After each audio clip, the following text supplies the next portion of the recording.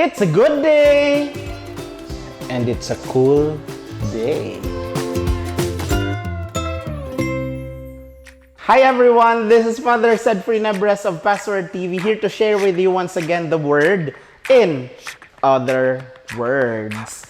So, my dear friends, one of the biggest trends that made it popular or viral the past year or during this time of the pandemic was the trend of plants. So maraming plantito at plantita o naging plantito or plantita. Ikaw ba naging plantito, plantita ka rin? So some people taking care of plants, posting about it, rare plants, ordinary plants, small, big plants, exotic plants, parang minsan rare na tao o exotic na tao.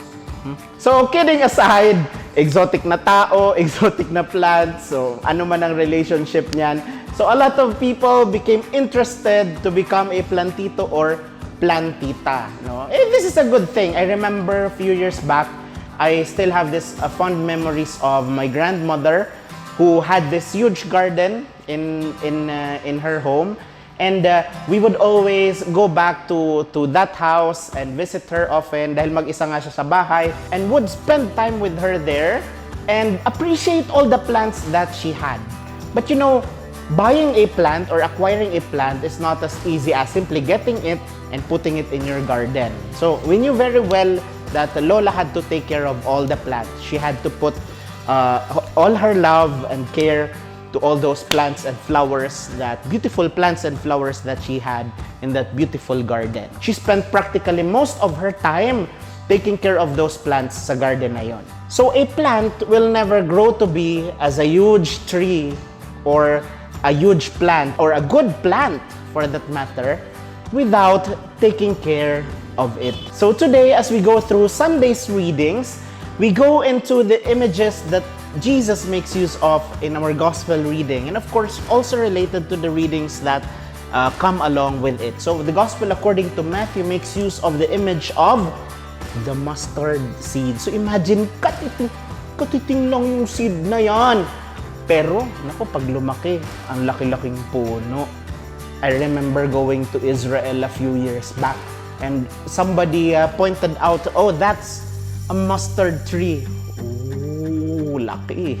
So I remember this advertisement that we've all grown up with na ang sinasabi, ang motto niya, great things start from small beginnings. Diba? Yung malalaking bagay nagsisimula sa isang napakaliit na bagay. And then Jesus also makes use of a similar image today in our gospel reading, the image of the mustard seed, comparing it to the kingdom of God, na ang kaharian ng Diyos parang isang maliit na butil na pag lumaki, no, at naalagaan, yayabong at magiging isang malaking puno. So, what now? I think we can always make use of the mustard seed as a seed of faith planted in each one of us.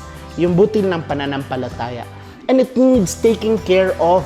Oo, friend, kailangan alagaan din yan. So, i-enumerate natin ngayon yung mga kailangan ng isang halaman para lumaki. Yung kailangan ng mustard seed na pinagkatiwala sa atin para lumaki siya. Number 1, syempre, light. Diba?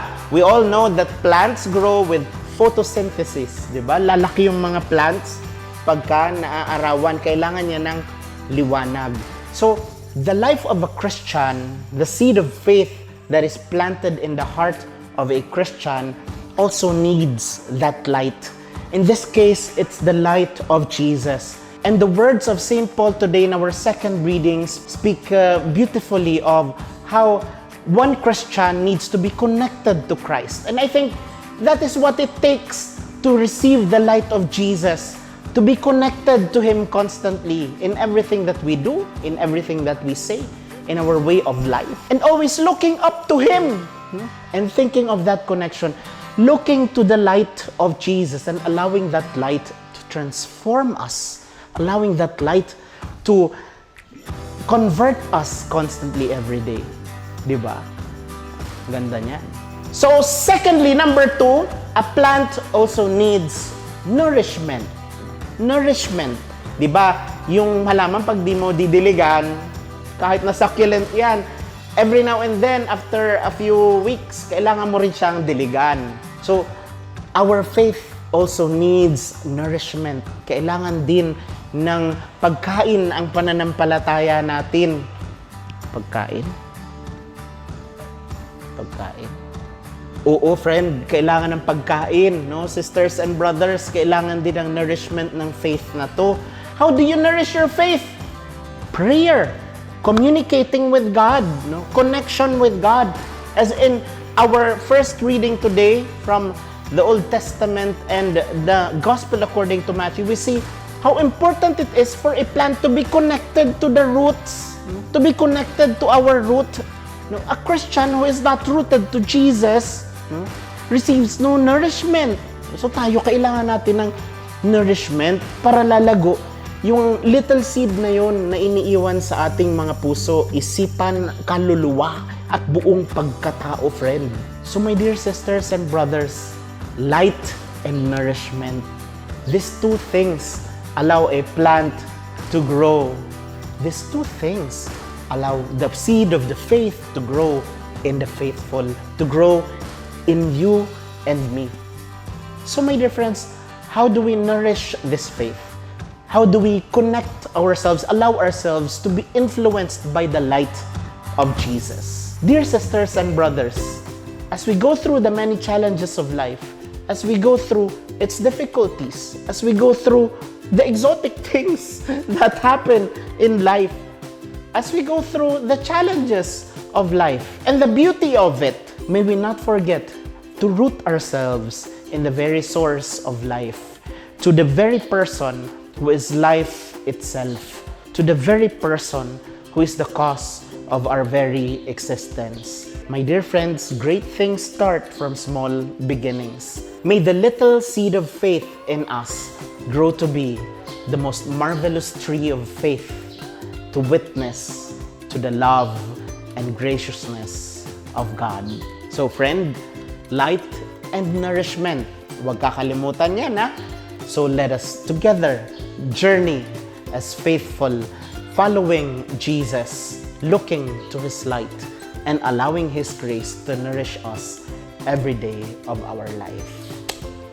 It's a good day, and it's a cool day. God bless you all, and stay in love with the Lord.